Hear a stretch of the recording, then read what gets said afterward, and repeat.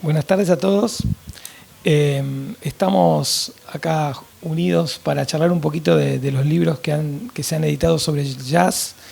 Agradecer el espacio del Borges y a estos bestias que vinieron hoy, que es genial. Bueno, yo quisiera que cada uno se vaya presentando y vamos a ir charlando un poquitito de los libros.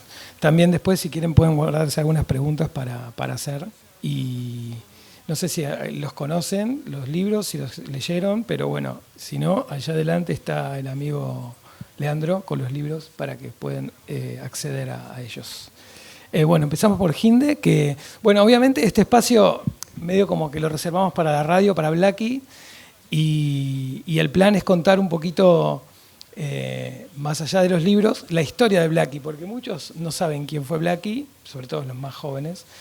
Y para nosotros fue una persona, todos los que trabajamos en los medios, una mujer muy importante, obviamente periodista, pero bueno, Hinde fue la que hizo un libro sobre Blackie, sobre la biografía de Blackie, así que bueno, que cada uno se presente y vaya contando un poquito la historieta, cómo viene. Gracias. Bueno, es Hinde, ¿no? Perdón. No. Vos podés decirlo como quieras, como me dicen, Pomeraniec, como te guste. Pero yo digo, en general digo Hinde. Y si normalmente todos tenemos así como un síndrome del impostor, con algunas cosas que hacemos, hoy yo soy la impostora número 1, porque estando al lado de toda esta gente que tiene tanto que ver realmente con el tema del jazz, mi presencia acá tiene más que ver con una presencia periodística, y con haber escrito y haber trabajado sobre la vida de Paloma Efron, conocida como Blackie, en el mundo del espectáculo desde los años 90, y Sergio Pujol lo sabe porque fue entrevistado para mi libro y fue entrevistado en los años 90, no fue, o sea, todo lo que se encuentra en el libro que dice Pujol y que sigue estando súper bien, lo dijo en los años 90. Conozco la historia de Paloma desde ese tiempo, la conozco desde antes. Muchas veces me preguntan qué pasó, por qué me interesé en hacerlo. En el libro se cuenta eso, a partir de una nota en el diario Clarín, donde yo trabajaba. Pude conocer un poco más de ella. Cuando ella murió en el año 77, yo tenía 16 años, de manera que yo tampoco era una espectadora o una oyente de Blackie, pero ella había nacido en las colonias judías de Entre Ríos, igual que mi abuelo materno, y esto significaba que en casa su presencia era una presencia constante del estilo, mirá lo que puede una mujer judía inteligente llegar a ser en la Argentina, ¿no?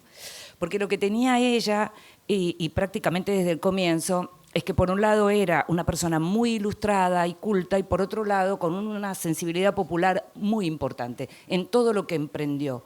Y eso es como una especie de cóctel maravilloso, ¿no? Que a muchos de nosotros estamos por ahí toda la vida tratando de tener algo de eso. Es decir, un pie puesto en qué le pasa a los demás, qué le pasa a las mayorías, y el otro, bueno, tratando de saber y aprender y con toda la curiosidad del mundo, querer saber cada vez más. Ese personaje me interesaba, había nacido, como les digo, además, más o menos en la época que había nacido mi abuelo, con lo cual yo podría haber sido su nieta, ella podría haber sido mi abuela, pero no tuvo hijos.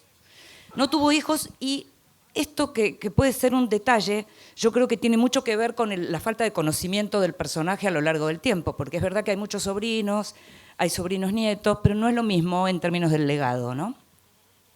De hecho, hubo una sobrina de Blackie que fue directora de cine en París, Nelly Kaplan. El otro día me escribió una sobrina nieta que también está metida en el tema del cine. Pero bueno, se sabe poco y al mismo tiempo el día del productor de radio y televisión es el día del nacimiento de Blackie. Y al mismo tiempo en el Salón de las Mujeres que digamos, abrió en la Casa Rosada Cristina Kirchner cuando era presidenta, está Blackie.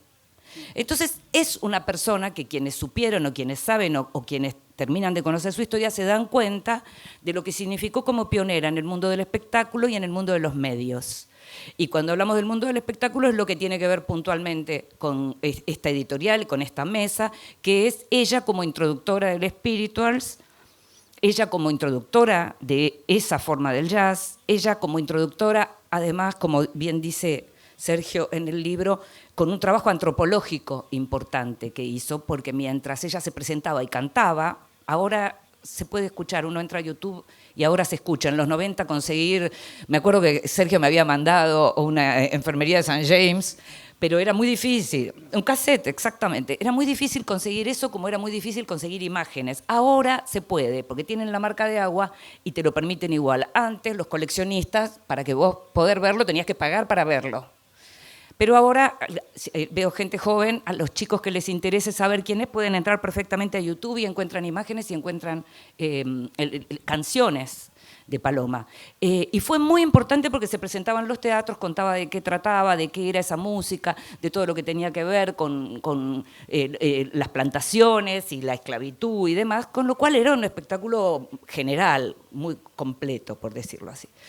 Bueno, después ella se convirtió en la personalidad con la que todo el mundo se quedó con la idea, que era, ella, bueno, había trabajado en cine, en teatro y demás, fue productora también de lo que eran los trabajos que hacía su marido por 10 años, Carlos Olivari, que junto con Sixto Pondal Ríos conformaron una dupla muy famosa en la década del 40, en donde escribían los guiones para teatro y para cine, los más importantes, y ella, que había vivido 4 años en Estados Unidos, llevaba esos guiones y los vendía en los Estados Unidos. Ella se llamó Blackie, porque en el año 1934 participó de un concurso de jabón federal en una radio, en Radio Stentor, y cuando ganó, fue el público el que le puso el nombre a Paloma y ahí quedó Blackie. Y se llamó siempre Blackie. Entonces, Blackie la cantante, Blackie la impulsora del Spirituals, Blackie la productora o la gestionadora de los libros de su marido y Blackie la productora de radio y televisión, que es aquello con lo que más nos quedamos. Y que en un país que tiene en general, que habla mucho de la memoria, pero que en términos concretos de archivos y documentación diría que la conciencia llegó tarde, porque de pronto los cassettes o aquellas cintas en las que se grababa en televisión se grababan una y otra vez, entonces la mayoría de las cosas se perdieron. Ahora empieza a haber como una conciencia de la importancia de guardar y documentar para que los demás puedan conocer el día de mañana. Ahora, la reedición de este libro, gracias a Leandro Donoso, que tuvo él conocía la versión original que había salido en 2010, y a mí, la verdad, sinceramente, mi mayor felicidad es que esté accesible el libro.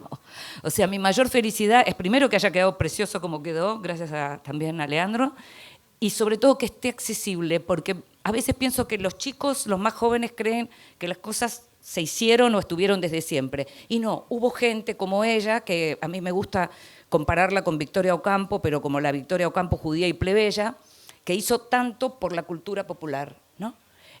Así que bueno, nada, esa es mi historia con ella, esta es un poco la historia de ella y la historia también con el libro y con el amigo Donoso, a quien le voy a estar eternamente agradecida. Muy importante, Blackie, periodísticamente, como vos decías, fue una mujer que marcó, digamos, un camino a otras mujeres y creo que también haber llegado a dirigir un canal como Canal 7 en una época donde las mujeres tenían que remarla mucho, tiene un valor muy importante también para ella, ¿no es cierto? Bueno, a mí es interesante pensar que ella le peleaba también a cierto feminismo, ¿no? Y hay que entender algunas cuestiones de mujeres que se las arreglaron a codazos para llegar a algunos lugares y que por momentos lo que decían, y todavía hoy nos encontramos, todas las que estamos en esto, nos encontramos con mujeres que dicen, yo no le debo nada a nadie, ¿eh? Yo no... Bueno, siempre le debemos algo a alguien, porque siempre las de antes nos abrieron las puertas, ¿no? Pero entiendo un poco a lo que iba ella, porque efectivamente el costo fue muy alto, era muy alto para poder estar ahí, para sentarse en esas mesas. Los más jóvenes no tienen idea, pero para discutir con Alejandro Romay, que fue el creador, el zar de la televisión, que se mataban, pero donde ella estuvo años ahí produciendo, o fue la persona que introdujo los programas de preguntas y respuestas en la televisión. No existieron siempre, alguien los trajo, los importó. Los livings así, esto en la televisión también lo importó ella. De modo que, y se movía, por supuesto, en ambientes de hombres, ¿no? Así que es muy interesante también leerla hoy, particularmente al volver a leerlo con detalle para la reedición, me pasó, y Leandro sabe, que hubo montones de cosas que yo revisé, porque no es que se escribió hace 40 años, pero en estos últimos 13 años cambiaron tanto las cosas, y la mirada nuestra sobre esas mujeres es tan distinta, es muy impresionante. Hasta hay una radio con el nombre de ella. Bueno, siguiendo acá con el amigo Claudio Parisi, Claudio escribió un libro sobre las visitas de los músicos del exterior a Buenos Aires, un libro muy entretenido, que tiene muchas anécdotas y muchas historias. Y bueno, estaría bueno que Claudio también lo contara a él en primera persona y que nos cuente un poquito de dónde viene su historia. Hola, ¿qué tal? ¿Cómo están?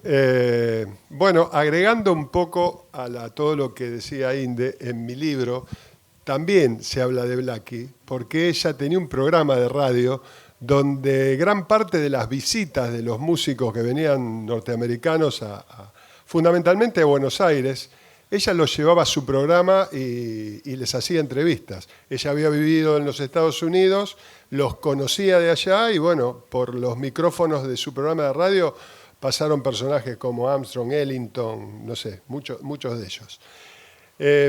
Mi libro, como bien dijo Cristian, está basado en anécdotas de las visitas de los grandes músicos del jazz a la Argentina, muchos que inclusive hay gente que ni sabe que vinieron, pasan por ahí.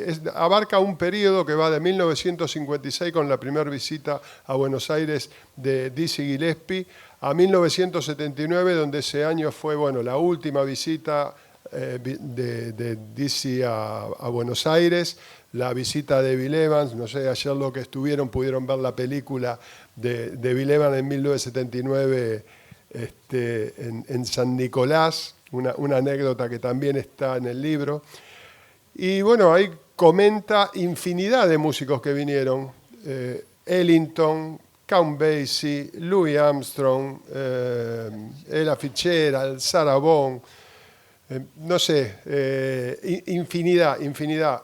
Charles Mingus, muchísimos que inclusive hay mucha gente que no sabe que esas estrellas del jazz internacional vinieron a la Argentina.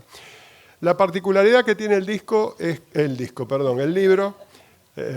soy amante de los discos, si bien podría ser un disco, porque en muchos casos las grabaciones de esos conciertos el sonido lo hizo Carlos Melero, y hay muchas grabaciones de esas dando vueltas, así que bien podría ser un disco.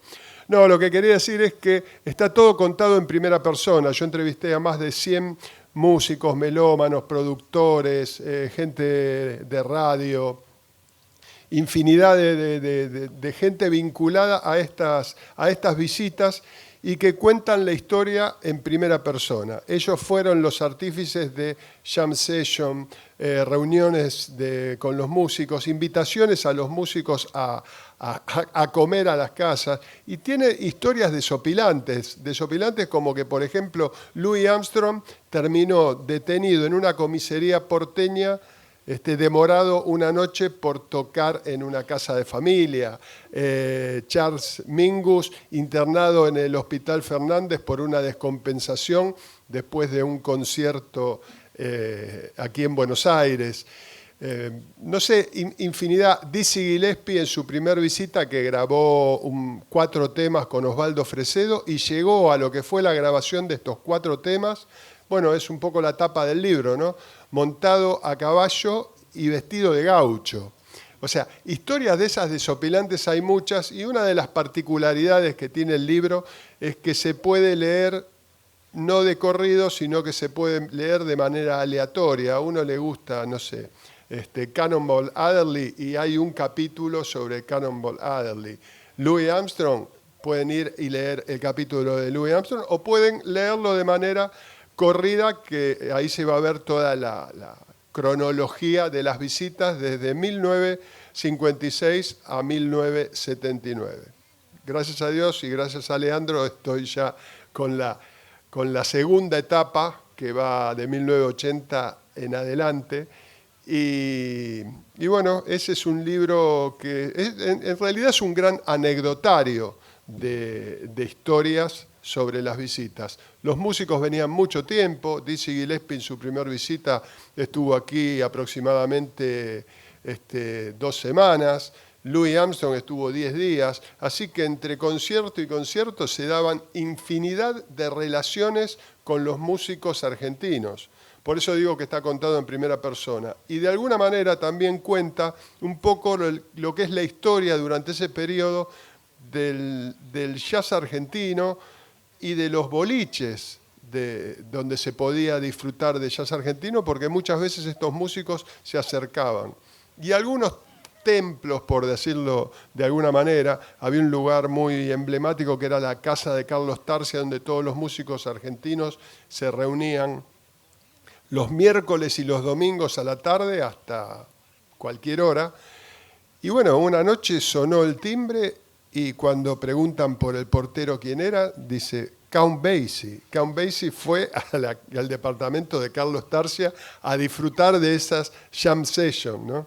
Y cuando lo quisieron hacer tocar, dijo, no, después de lo que tocó ese chico, yo no puedo tocar. Ese chico era un histórico del jazz argentino como el maestro o el tío, como le suelen decir, Santiago Jacobe.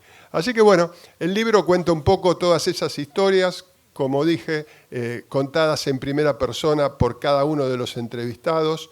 Y bueno, nada, disfruté mucho escribiéndolo y espero que disfruten mucho de leerlo, ¿no? Así que le doy el paso a mi compañera Berenice. Bueno, Berenice. Berenice. Ok, por la duda, porque ya está el tema. Bueno, el libro es muy lindo. Habla sobre la música y digamos, la música africana, o lo social también, porque también tiene que ver con lo social, tiene mucho que ver, y cómo llega a nuestra música, a la música de acá, sobre todo en el jazz. Es un libro que también tiene mucha información para leer y releer y releer. Me pasa con todos los libros en general, que hay tanta data que de la primera lectura uno se queda con una parte, pero después si lo vuelve a releer, esto no me acordaba. Es muy interesante. Entonces, nada. El primer libro de la colección de Gourmet Musical. Y es el primer libro. Para verlo tiene que ir bien adelante en la página para ver dónde está.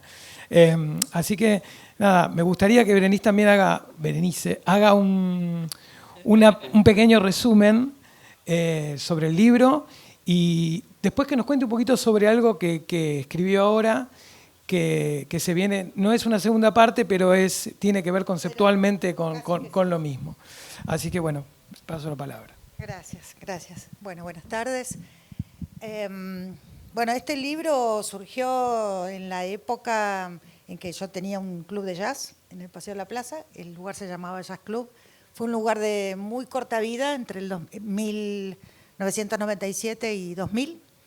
Pero proporcionalmente a esa escasa cantidad de tiempo fue infinita la información, la formación, la movilización que me produjo esa experiencia de estar al frente de un local de jazz.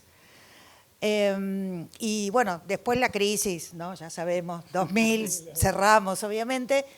Una de las salidas posibles era volver a la facultad y ahí se me ocurrió hacer mi tesis de licenciatura y maestría con todo esto que me había generado la experiencia, ¿no? Y entre otras cosas, por ejemplo, y que son 2 temas que atraviesan el libro, y estos 2 temas fueron una especie de inquietudes, de preguntas que quedaron sin respuesta a partir de las conversaciones que yo tenía cotidianamente con los músicos y las músicas. Y una tenía que ver con la cuestión de si existe o no un jazz argentino, como decía Inde hace un rato. Ahora vemos en las tapas de los libros que dice jazz argentino, acaba de salir un un nuevo quinteto que se llama Argentum con Cavalli, Romero, Urquiza, Oscar Yunta y Jerónimo Carmona, que explican que es un quinteto Argentum de jazz argentino, pero hace 20 años, es una barbaridad decir esto porque denota nuestra edad, ¿no? Esa cosa del meme, ustedes eran muy chicos, pero es más o menos eso, ¿no?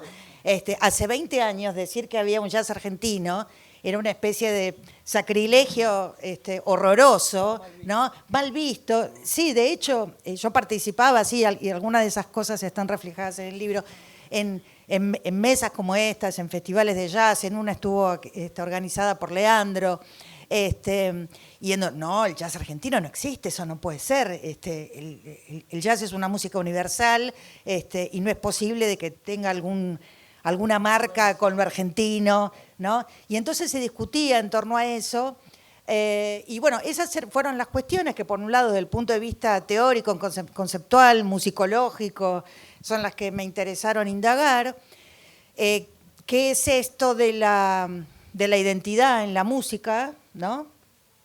Si era que nosotros podríamos decir, bueno, tal cosa tiene una identidad por las marcas que lo componen. Bueno, hay mucha discusión al respecto y la mayor parte de las bibliotecas al respecto, contemporáneas, dicen no es la marca lo que determina la identidad, sino los procesos culturales que hacen posible esas expresiones musicales que se dan en un determinado tiempo y espacio y que son diferentes a las que se dan en otros lugares, ¿no?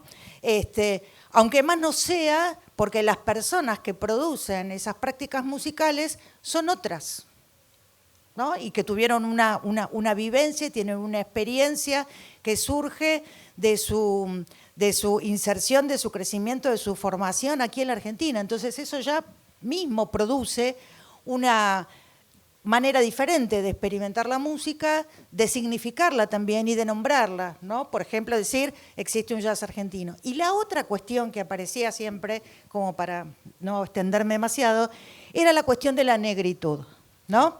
Que, por ejemplo, cuando salíamos del jazz club 4 o 5 de la mañana, ¿no? Y nos íbamos al Bar Ramos ahí en la calle Corrientes, los que son de esa época saben que, porque era uno de los que quedaba abierto hasta no cerraba, ¿no? Entonces, entre cerveza y cerveza, el que tenía un poquito más de plata, whisky y ese tipo de cosas, se daban conversaciones del estilo. Pero yo, blanquito como soy, ¿qué hago haciendo esta música negra acá en Argentina? Entonces, la cuestión de si era posible, si es posible o no que exista un jazz argentino. ¿Y qué hacemos nosotros? Yo voy a decir todo entre comillas, ¿no? Los blancos haciendo una música negra son las dos preguntas que a mí me quedaron dando vueltas durante años para ponerme a estudiar al respecto. Entonces veía que hay músicos que dicen, no, esto es música negra, no, esto es una música universal, esto es una música que tiene que ver con las raíces latinoamericanas. Bueno, distintas maneras de imaginar las identidades y las trayectorias culturales de la música de jazz que se hacen acá en la Argentina, y a partir de eso unas propuestas de cómo pensarlas, ¿no? Alrededor de la relación que tienen las músicas con la tradición, ¿no? Hay muchos músicos y músicas que se apegan a lo que se llama tradición jazzística, otros que trabajan más en lo que se conocía en los años 70 como fusión, ¿no? Que es un término también para poner al menos entre paréntesis, ¿no? Porque hay mucho para conversar al respecto, ¿no? Y otros músicos que trabajan más con la experimentación, ¿no? Bueno, de eso se trata un poco el libro, bueno, esa sería la síntesis. Y además la otra cuestión que no es menor, como para terminar de cerrar el tema, es que la cuestión de lo negro en la Argentina tiene una resonancia particular por la historia específica de invisibilización de la presencia negra afro en la Argentina, tanto cultural como de la población, ¿no? Entonces no es lo mismo pensar, experimentar, practicar lo negro afro en Brasil que en la Argentina, porque acá esa presencia ha sido invisibilizada, entonces doblemente o triplemente interesante también indagar sobre estos temas. Y bueno, con respecto a lo que decías, Cris, voy a aprovechar para pasar el chivo del de un nuevo libro que se llama Músicas Negras, Cuerpos Racializados y Sensibilidades Afroatlánticas en Buenos Aires, que gran parte del libro es una segunda parte de esta, en donde no trabajo lo específicamente discursivo de lo sonoro, de lo que suena en la música, sino de cómo los músicos y músicas experimentan la música, cuál es las cuestiones de sensibilidad, en vez de pensar más que nada la performance, cuál es la experiencia en la performance musical, porque también está esa cosa, ¿no? De que una cosa es lo que decimos y otra cosa es lo que hacemos, ¿no? Otra cosa es lo que sentimos, otra cosa es lo que nos emociona. Por ejemplo, hay una entrevista muy linda a Pepi Tabeira del programa Radiomontaje, que la cito muchas veces, en donde Pepi, un gran baterista que hoy está en España, en Barcelona, dice, el jazz es música negra, y es la música que yo conozco, que yo aprendí, es la música de Armstrong, la música de Ellington, de Coltrane, es música negra, algo así dice, pero es la música que yo siento así del corazón. Los blancos hacemos lo que podemos. Así termina su intervención. Entonces, ¿qué es esto de la sensibilidad musical? ¿Qué pasa en esos momentos de clímax de la improvisación, ¿no? ¿Qué fantasías aparecen, ¿no? En relación a esos momentos de improvisación, a esa cuestión de la sensibilidad de la música negra, ¿no? Bueno, eso es un poco lo que aborda el libro, así que nada, seguimos. Gracias, Cris, gracias a todos. Bueno, muy lindo el libro, es muy lindo porque es verdad el tema de la música del jazz argentino. Sin ir más lejos, Fernando escribió un libro sobre el nuevo jazz argentino del 2000 para acá. Y obviamente hay un montón de grupos y de artistas que vienen, en realidad salen a la luz en el 2000, digamos, pero vienen desde antes, desde mucho tiempo antes. Y como que el 2000, de donde parte el libro, arranca como como un renacimiento del jazz argentino. Y acá sí hago hincapié en el jazz argentino porque Fernando Ríos habla sobre el jazz argentino, cosa que yo estoy totalmente de acuerdo. Para mí hay un jazz argentino, sin dudas, por el sonido, por las influencias del folclore, del tango y de otras músicas. Pero bueno, Fer los va a explicar bien y nos va a contar ahí un poquito de qué va el libro. Y otra cosa que quiero sumar, que yo se lo dije en su momento, el libro cuenta al final con un ¿cómo decirlo? Un compilado de discos de acá, de jazz nacionales, que es increíble en la investigación que se ha metido y en el lío que se ha metido con eso, pero realmente es un libro hermoso también, que cuenta mucho de la historia del jazz, pero aparte pueden ver al final disco por disco de los que se han editado. Así que bueno, Fer, gracias. Gracias. Bueno, buenas tardes a todos y gracias por venir. ¿Se escucha? Bueno, a ver si. Bueno, ahora sí. Estamos medio tirantes con el cable, pero bueno, ahí está. Bueno, les decía que gracias por venir, buenas tardes a todos. Venía para acá y me acordaba una frase que leí alguna vez de García Márquez cuando publicaba las columnas en el suplemento de Clarín, que no sé si lo editabas vos, Inde, pero él decía que había una cosa que era tan linda como escuchar música, hablar sobre música. Yo comparto plenamente eso y creo que los libros son una manera de hablar sobre música.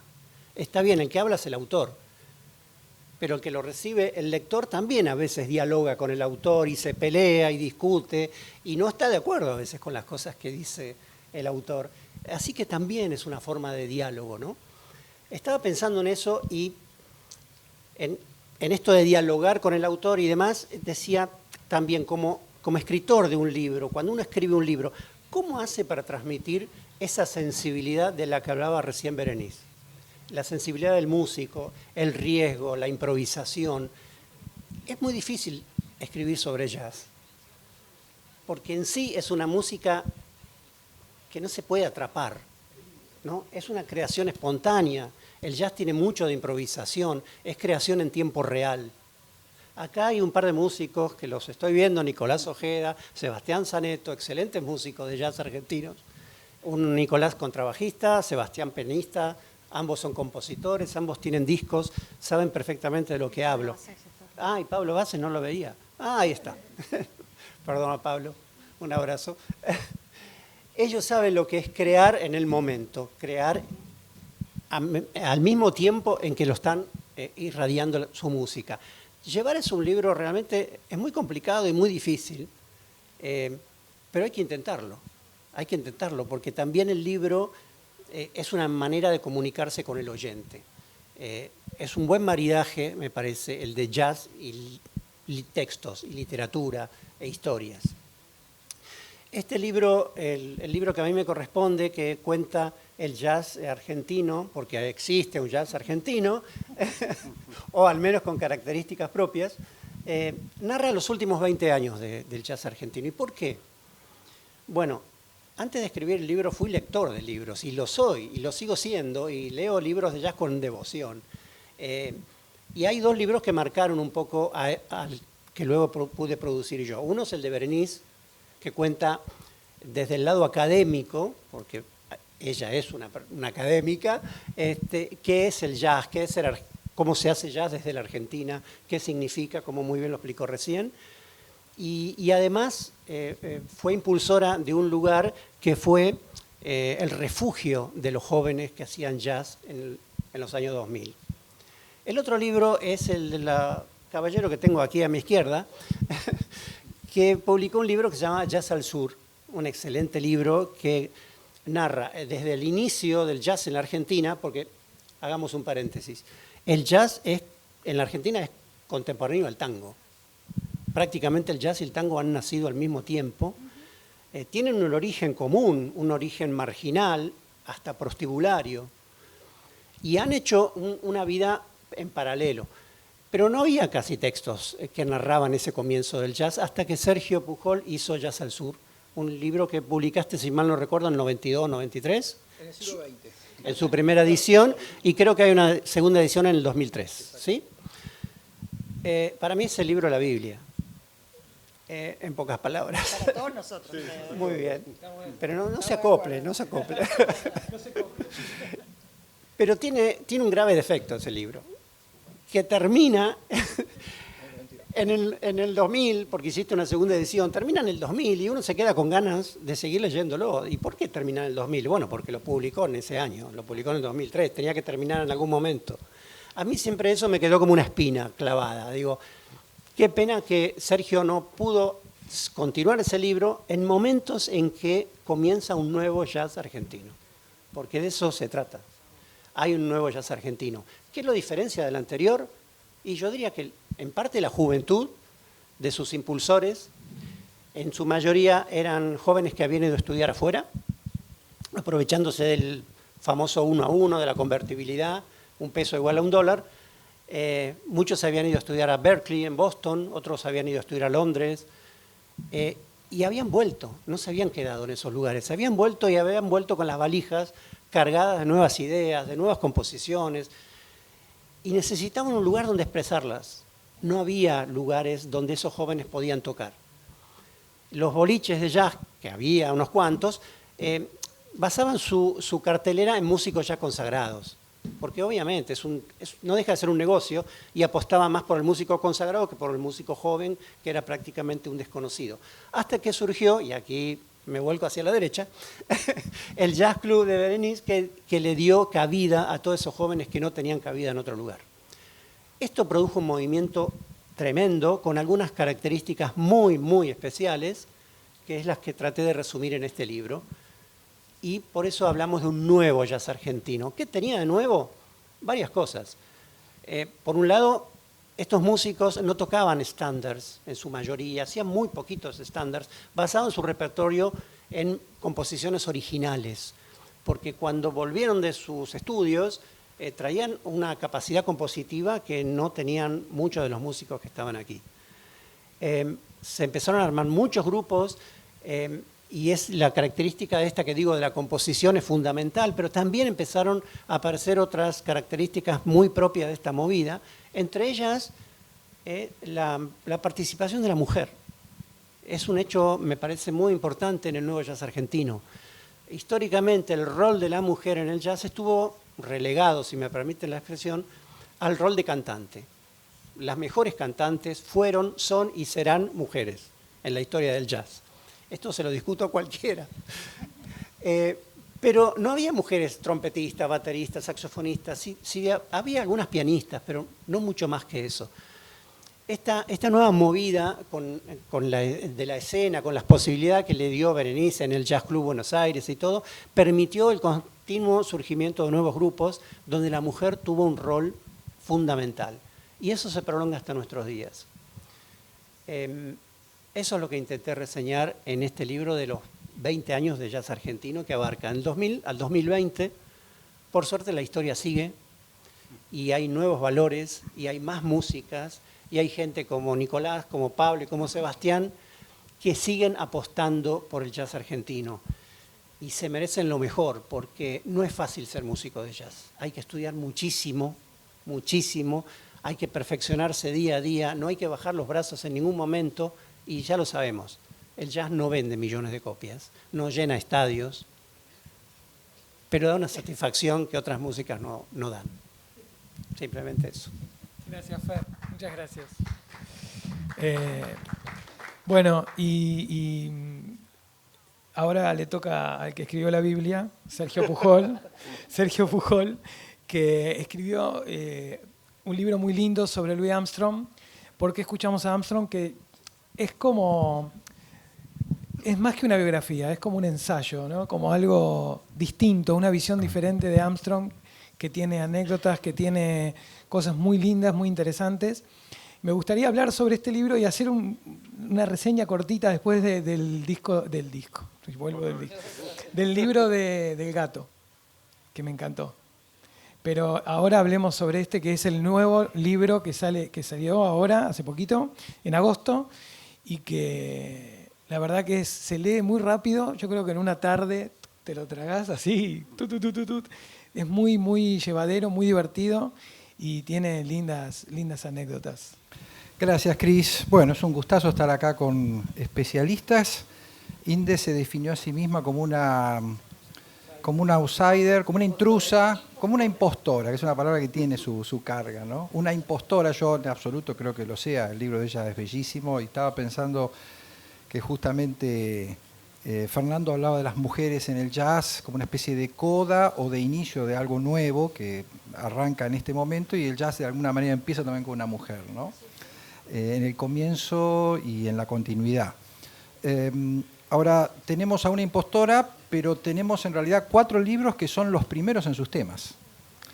La primera biografía de Blackie, la primera reflexión académica, antropológica sobre el ser negro en el jazz y los blancos argentinos que de alguna manera entran en una suerte de crisis identitaria cuando tocan una música que en principio parecía no ser la de ellos. Tenemos una exhaustiva investigación sobre eso que nos alimenta a los fans de jazz, que son los músicos extranjeros. Por más que haya un jazz argentino maravilloso, la verdad, seamos francos, esperamos ansiosos que vengan ellos, ¿no?, a tocar y los vamos a escuchar. Y tenemos este trabajo fantástico que vendría a ser el Nuevo Testamento. Si el mío es la Biblia, el Antiguo Testamento, este vendría a ser el Nuevo Testamento. En mi caso, bueno, no soy un impostor, pero soy un atrevido, porque este no es el primer libro sobre Armstrong, probablemente sea el último, aunque quizás en este momento algún escritor en la República Checa o algún indonesio esté a punto de publicar otro libro sobre Armstrong, ¿no? Y la verdad es que si no hubiera estado de por medio la invitación de Leandro Donoso para escribir en esta colección, ¿Por qué escuchamos a?, jamás se me hubiera ocurrido escribir un libro sobre Louis Armstrong en 100, 110 páginas. No es una biografía, definitivamente. Para hacer una biografía de Armstrong tendría que haberle pedido un subsidio especial al CONICET, pero sospecho que no es el mejor momento para pedir dinero al CONICET ni a ninguna otra agencia de investigación de la Argentina. Yo soy un fan de Armstrong desde niño prácticamente, o sea que es el libro escrito por un fan, es un berretín que solo me pude dar en el contexto de una colección que habilita y que invita a involucrarse a través de la escritura y de la experiencia personal con determinadas temáticas de un modo mucho más libre quizás que cuando abordamos otras cuestiones de otras perspectivas. Se me ocurrió en realidad iniciar el libro con una anécdota que la voy a reconstruir ahora rápidamente. Hace muchos años yo dicto en la Facultad de Periodismo de la Universidad de La Plata una materia que se llama Historia del siglo XX. El nuevo programa tiene un nombre más pomposo, Historia de los procesos, es Historia del siglo XX. Y yo siempre me las ingenio para mencionarlo a Armstrong y para dedicarle algunas líneas. Generalmente sube a escena en mis clases cuando hablo de los años locos, de los años 20. Hace unos años, hablando de jazz, el surgimiento del jazz, el cine, Chaplin, las vanguardias, apareció Armstrong en la clase. Y un alumno levantó la mano y me preguntó si Louis Armstrong era pariente de Neil Armstrong, el astronauta del Apolo 11 que pisó la Luna en nombre de todos nosotros y sobre todo los Estados Unidos por primera vez en el 69. Y yo dije, bueno, Houston, estamos en problemas, porque yo recordaba a Neil más bien paliducho, no lo recordaba afro, no lo recordaba muy morocho. Entonces, con mis mayores dotes pedagógicas, le expliqué que no, que me estaba refiriendo a un músico nacido a principios del siglo XX, muerto en 1971, posiblemente el padre de ese alumno que me hizo la pregunta no había nacido en 1971, la anécdota es más bien reciente, y que era realmente una figura central, capital en la cultura musical del siglo XX, el basamento de buena parte de la música, por lo menos la música norteamericana que escuchamos hasta nuestros días. Y entonces el alumno me mira y me dice, sí, pero no va a comparar. ¿Qué es lo que no va a comparar? Y no va a comparar la importancia del primer hombre que pisó la Luna con ese señor que toca trompeta, que será buenísimo, yo no tengo el gusto de conocerlo, pero estamos hablando de dos hechos que tienen dimensiones completamente diferentes. Le digo, no, perdón, ¿no? Trato de no polemizar con los alumnos, volviendo a apelar a mis dotes didácticas o pedagógicas, le expliqué que lo que hizo Neil Armstrong, por más maravilloso que haya sido, y no dudo que lo hizo, ¿verdad? Lo podía haber hecho cualquier otro astronauta técnicamente preparado para pisar la Luna. Y de hecho hay uno que se quedó pobre dando vuelta, orbitando la Luna para esperar a sus compañeros que finalmente pisaron la Luna, mientras que lo que hizo Armstrong era excepcional. Y esta amable discusión, que yo la saldé definitivamente, sigamos con la materia, anoté el alumno, sigamos con la materia, esa discusión me llevó a reflexionar sobre una categoría que yo ya la había descartado, sobre todo como historiador, que ha leído algunos textos provenientes de la escuela marxista, de los estudios de los anales, que es la categoría de genio. Porque en realidad lo que yo no me atrevía a decírselo porque no daba en el contexto de la materia y con el enfoque que yo le estaba dando a la materia, es la singularidad de Armstrong, la singularidad del genio. El genio, si el genio es un agente de transfiguración, bueno, en eso que llamamos jazz, ese agente de transfiguración encarnó en un niño pobre en Nueva Orleans, nacido al principio del siglo, que vivía en el barrio de las prostitutas de Nueva Orleans y que llegó a convertirse en el símbolo, en el emblema de todo un género y de toda una cultura.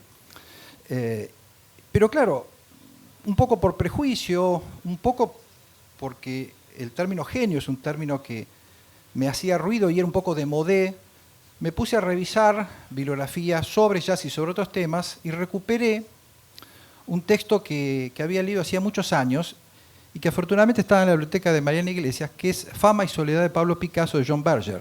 Un texto fantástico, maravilloso, como todo lo que escribió Berger. Y Berger, que era un novelista, ensayista, crítico de arte, claramente adscripto al marxismo, define a Pablo Picasso como genio. Y entonces comencé a trabajar un poco esa idea, siempre pensando en ese alumno y en esa discusión que tuve en clase. Por eso el libro está dedicado a los alumnos de la Facultad de Periodismo, recordando una máxima de un querido profesor que siempre me decía: nunca hay que sobreestimar la información del alumno y nunca subestimar su inteligencia. Entonces, ¿por qué no darle la oportunidad de que conozca a Armstrong, aunque seguramente la música que él y sus compañeros escuchan es fascinante, es maravillosa, pero ¿por qué no insistir en que los puentes que unen las generaciones se mantengan todavía intactos? Y ¿por qué no volver a Armstrong desde el presente? Porque en realidad este libro lo que busca es contextualizar al genio, entre comillas, y verlo en sus diversas facetas. Por eso el libro está estructurado de acuerdo a los roles que Armstrong desempeñó en su vida.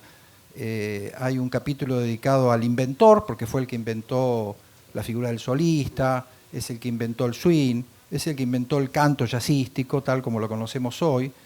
El animador, el entertainer, esto que tanto irritaba a muchos críticos, sobre todo críticos de la segunda mitad del siglo XX, que veían que de alguna manera Armstrong estaba jugando una suerte de rol de tío Tom, cuando en verdad lo que él estaba haciendo es poniendo en valor una serie de tradiciones que eran estratégicas también para poder hacerse un lugar y para poder sobrevivir. Luego está el embajador.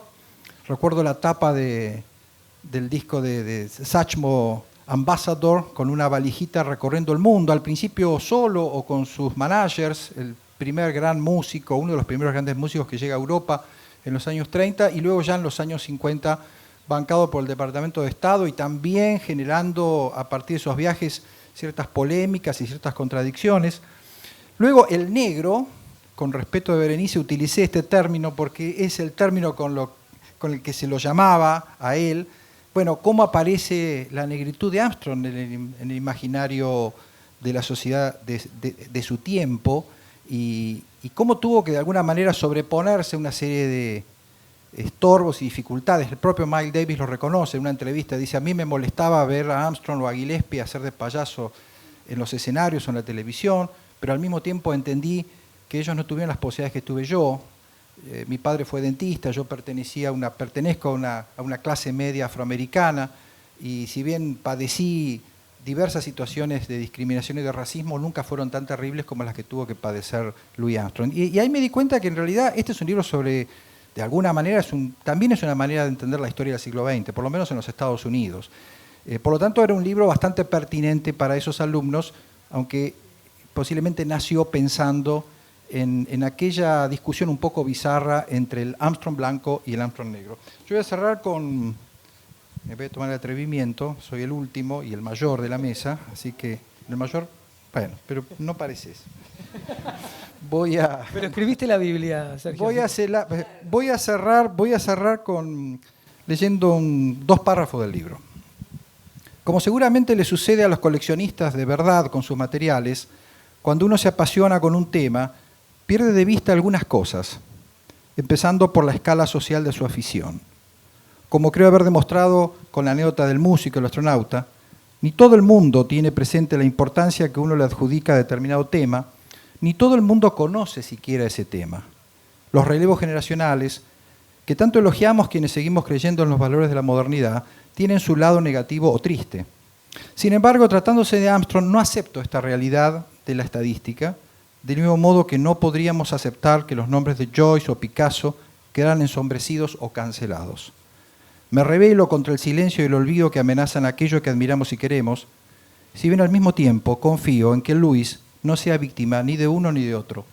Pero tan seguro estoy de esto último, al fin y al cabo, si realmente creyera que Satchmo está libre de la pena del olvido, no estaría escribiendo un libro titulado ¿Por qué escuchamos a Louis Armstrong? Es un título asertivo, es verdad, pero que al mismo tiempo implica el deseo de contagiar una pasión. Los apasionados por su música sabemos que hoy ya no se propaga como en otros tiempos, que difícilmente los improvisadores contemporáneos lo mencionan entre sus influencias, que salvo Wynton Marsalis y Nicholas Payton, dos armstrongianos incondicionales, los trompetistas del siglo XXI adoran y consideran clásico a Miles Davis, acaso sin saber que Miles adoraba a Satchmo. Sin embargo, nunca pasa mucho tiempo sin que el genio de Western Blues vuelva a estar en agenda, de algún otro modo.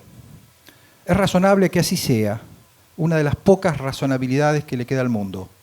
Como escribió Carlos Sampaio, Armstrong le puso color a la época más cruel de la historia de la humanidad. Siempre necesitaremos ese color, ya que la crueldad nunca dejará de sitiar nuestras vidas.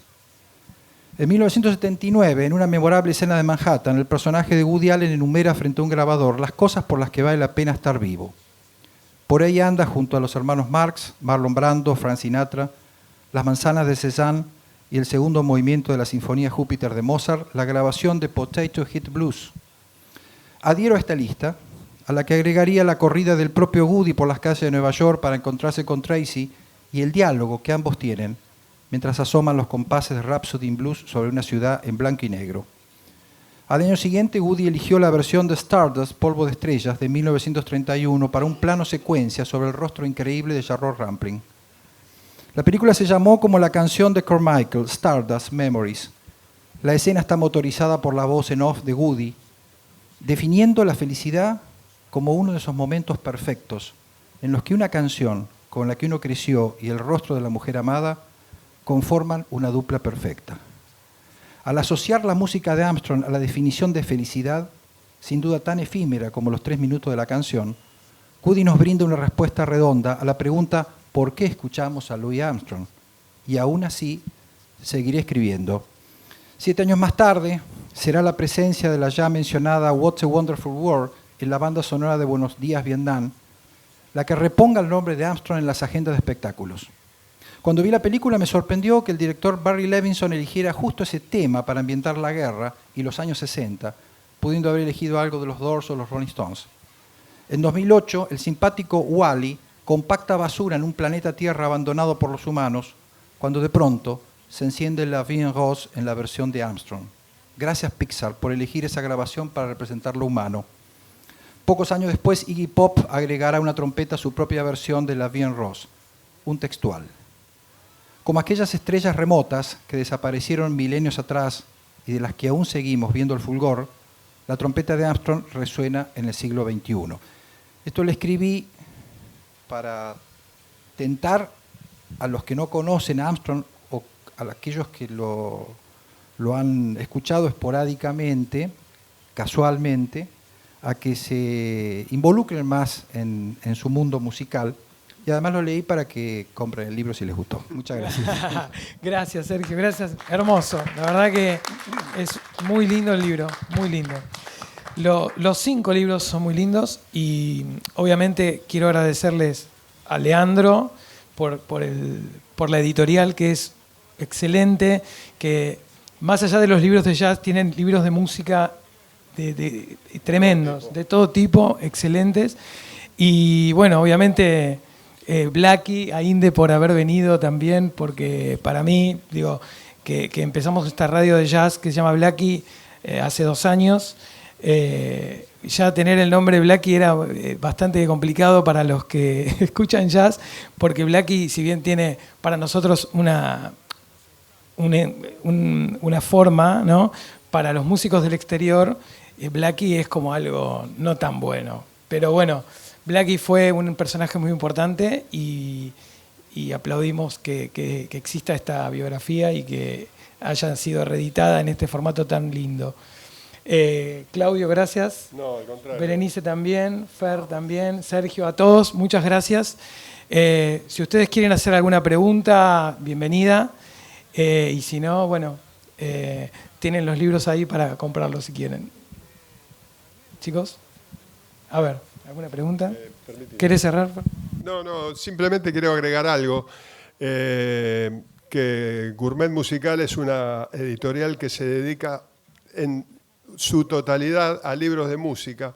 Y hoy tenemos la bendición, la gran capacidad de poder estar leyendo un libro acompañado de todas las plataformas que existen donde se sube música y paralelamente a la lectura ir disfrutando de la música de cada uno de los nombrados en el libro. O sea, yo cada uno de estos libros que leí los fui acompañando con la música correspondiente a cada uno de los o discos que nombraban o músicos que nombraban y bueno, los libros se pueden leer de corrida y después volverlos a agarrar y disfrutarlos acompañado por la música. Simplemente quería agregar eso, más allá de estos 5 libros del jazz, en Gourmet Musical hay libros de todo tipo de música, que van, no sé, desde los Ramones a música clásica, Bowie, Stevie Wonder, no sé, infinidad.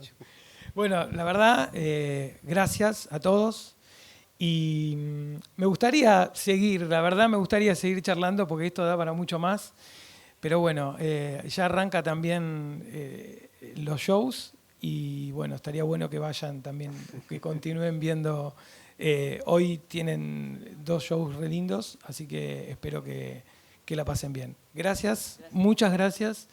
Y bueno, y nos vemos pronto. Sigan, escuchen la radio, ¿no? 89.1, Blackie. Y lean los libros. Y lean los libros. Gracias, buenas tardes.